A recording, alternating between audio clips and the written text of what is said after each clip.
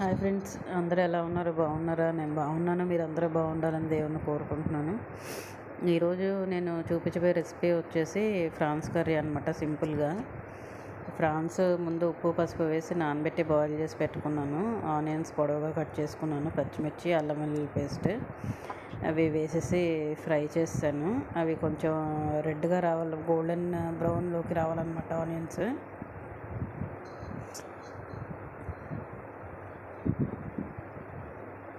చాలా సింపుల్గా టేస్టీగా ఉంటుంది ఫ్రెండ్స్. అల్లం వెల్లుల్లి పేస్ట్ ఫ్రెష్గా వేసుకోండి, టేస్ట్ బాగుంటుంది. నేను ఇందులో లవంగాలు కానీ చెక్క లవంగాలు కానీ అవేమి వేయని మసాలాలు నేను తక్కువ వాడతాను అనమాట. అందుకని తక్కువ, ఓన్లీ అల్లం వెల్లుల్లి పేస్ట్ ధనియా పౌడర్ వేస్తాను. పక్కన టమాటా రైస్ పెట్టాను, అది చూస్తున్నాను అనమాట.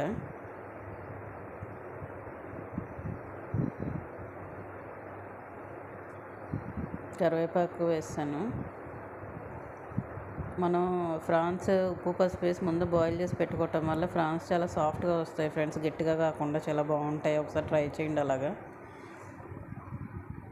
బాయిల్ చేసిన ఫ్రాన్స్ వేస్తాను, కొంతసేపు అలా ఫ్రై చేసేసుకోవాలి.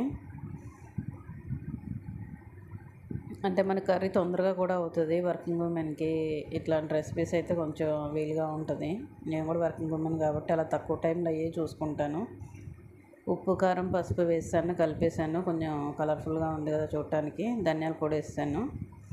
ధనియా పౌడరు నేను చాలా వీడియోస్లో చెప్పాను, అది నేనే చేసుకుంటాను. ధనియాలు కొంచెం లైట్గా ఫ్రై చేసేసి, ధనియాలు జీలకర్ర కూడా ఫ్రై చేసి పౌడర్ చేసి పెట్టుకుంటాను. వీక్లీ వన్స్ అండ్ సండేస్ చేసుకుంటాను.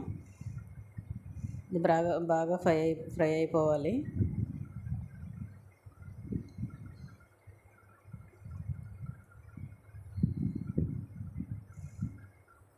కొంచెం ఒక హాఫ్ గ్లాస్ అంతా వాటర్ వేసాను, కొంచెం గ్రేవీ కోసం.